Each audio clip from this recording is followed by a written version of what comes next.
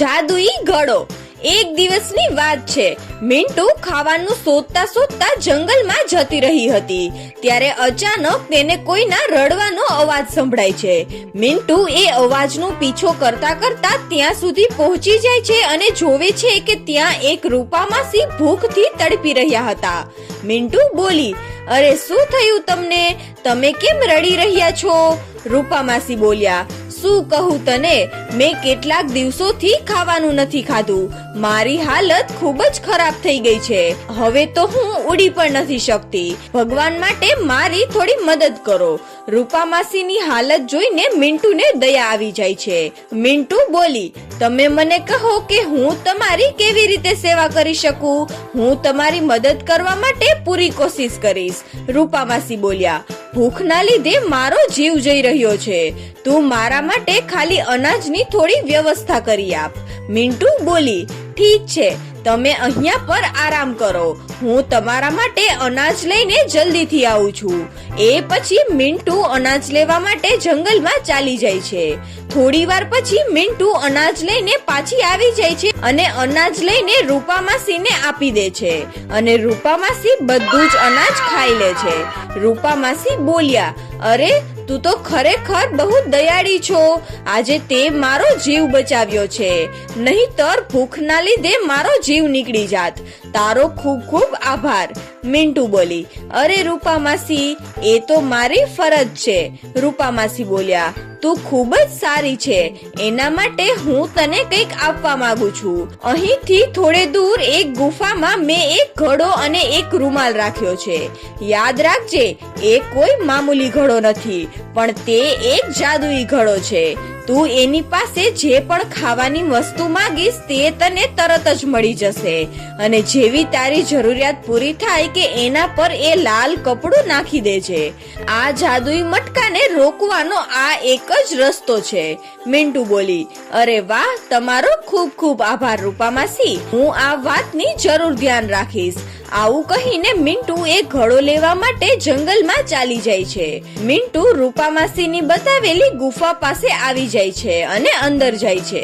મિન્ટુ બોલી, રૂપામાસીએ તો અહીં જ આવવાનું કીધું હતું કે અહીંયા એક જાદુઈ ઘડો છે, પણ અહીંયા તો મને કંઈ પણ નથી દેખાતું। પછી મિન્ટુ આજુબાજુ જોવા લાગે છે અને એટલામાં મિન્ટુની નજર એક ઘડા પર પડે છે।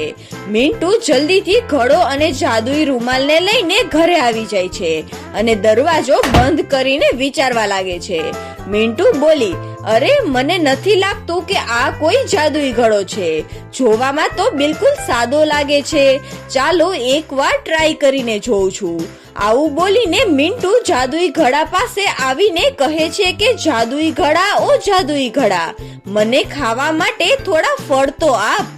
આવું બોલતા જોતામાં ત્યાં ફળનો ઢેર થઈ જાય છે। ત્યારે મિન્ટુ જલ્દીથી રૂપામાસીની વાતને યાદ કરીને એ ઘડા પર લાલ રૂમાલ ઢાંકી દે છે, જેથી ઘડામાંથી સામાન નીકળવાનું બંધ થઈ જાય છે।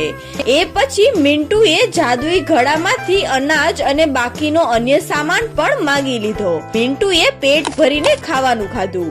મિન્ટુ બોલી, અરે વાહ, આ તો સાચેન એક જાદુઈ ઘડો છે। આનાથી હું મારા મિત્રો અને કેટલાય ભૂખ્યા પક્ષીઓની મદદ કરી શકું છું। આવું વિચારીને મિન્ટુ પોતાના બધા મિત્રો અને બીજા પક્ષીઓને પોતાના ઘરે ખાવા માટે બોલાવે છે। બધા પક્ષીઓ મિન્ટુના ઘરે ખાવા માટે આવી જાય છે। એમ જ જોતામાં દિવસો પસાર થવા લાગે છે।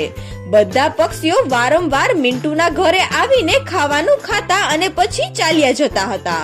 બધા પક્ષીઓ ખૂબ જ ખુશ હતા। એક દિવસ કાલુ કાગડો અને સંભળી એક ઝાડ પર બેસીને વાતો કરી રહ્યા હતા। કાલુ કાગડો બોલ્યો, અરે આ મિન્ટુ તો બધા પક્ષીઓને ફ્રીમાં ખાવાનું ખવડાવે છે। સંભળી બોલી, આમાં કંઈક તો ગડબડ લાગે છે મને, આટલું બધું ખાવાનું ક્યાંથી લાવે છે? આ તો વિચારવા જેવી વાત છે। કાલુ કાગડો બોલ્યો, હા હા, બિલકુલ સાચી વાત કહે છે તું, મને પણ એવું જ લાગી રહ્યું છે કે જરૂર કોઈ વાત તો છે જે આપણે નથી જાણતા। ઠીક છે, પછી આજે આપણે ખાવાનું ખાવા માટે મિન્ટુના ઘરે વહેલા જતા રહીશું અને છુપાઈને જોઈશું કે આટલું બધું ખાવાનું એ ક્યાંથી લાવી રહી છે. બંનેએ જેવું વિચાર્યું હતું તેમજ બંને છુપાઈને મિન્ટુના ઘરે આવીને નજર રાખવા લાગે છે. જેવો જ ખાવાનો ટાઈમ થાય છે ત્યારે મિન્ટુ જાદુઈ ઘડા પાસે આવીને જુદા જુદા પ્રકારના સ્વાદિષ્ટ ભોજન માંગવા લાગે છે. ભોજન માંગતા જ ઘડો તેને જે માંગ્યું હતું એ બધું આપવા લાગે છે અને આ બધું છુપાઈને કાલુ કાગડો અને સમડી જોઈ રહ્યા હતા. કાલુ કાગડો બોલ્યો, અરે આ વાત છે, આ મિન્ટુ પાસે તો જાદુઈ ઘડો છે એટલે જ એ આટલું બધું ખાવાનું બધાને ખવડાવી રહી છે. રાત સુધીમાં આપણે આ ઘડાને ચોરાવી લઈએ તો આવો ઘડો તો ફક્ત આપણી પાસે જ હોવો જોઈએ. સમડી બોલી, બિલકુલ સાચું કહે છે તું. આજે જ આપણે આ ઘડાને એની પાસેથી ચોરાવી લઈશું. થોડી વાર પછી બધા પક્ષીઓ ખાવાનું ખાવા માટે મિન્ટુના ઘરે આવી જાય છે. કાલુ કાગડો અને સમડી પણ ત્યાં આવી જાય છે અને ખાવાનું ખાઈને જ્યારે બધા પક્ષીઓ ઘરે જાય છે ત્યારે કાલુ કાગડો અને સમડી ત્યાં જ છુપાઈને બેસી જાય છે. જ્યારે મિન્ટુ સૂઈ જાય છે ત્યારે કાલુ કાગડો અને સમડી ઘરમાં ઘૂસીને જાદુઈ ઘડો ચોરીને ચાલ્યા જાય છે. થોડેક દૂર જઈને બંનેને એક ઘર દેખાય છે. બંને એ ઘડાને લઈને એ ઘરમાં ઘૂસી જાય છે અને દરવાજો અંદરથી બંધ કરી લે છે. સમડી બોલી, અરે એ મિન્ટુ તો સાવ બેવકૂફ છે, તેને તો ખબર જ નથી કે આપણે તેમનો ઘડો ચોરી લીધો છે. કાલુ કાગડો બોલ્યો, બિલકુલ સાચું કહે છે તું. તો હવે કે આપણે આ ઘડા પાસેથી શું ખાવાનું માંગીએ? સમડી બોલી, ઘણા દિવસો થઈ ગયા છે, આપણે ઈંડા નથી ખાધા. એક કામ કરીએ, આની પાસેથી સ્વાદિષ્ટ ઈંડા માંગીએ. કાલુ કાગડો બોલ્યો, હા બિલકુલ સાચું કહ્યું તે. આવું બોલીને કાલુ કાગડો જાદુઈ ઘડા પાસે આવે છે અને તેને કહે છે, અરે ઓ જાદુઈ ઘડા, અમને ખાવા માટે સ્વાદિષ્ટ ઈંડા આપ. જેવો જ કાલુ કાગડો જાદુઈ ઘડા પાસેથી ઈંડા માંગે છે કે ત્યારે જોતામાં કેટલા બધા ઈંડા ઘડામાંથી બહાર આવવા લાગે છે અને ઘડામાંથી વસ્તુઓ ઊભી કેમ રહે છે એ બંનેમાંથી કોઈને પણ ખબર ન હતી.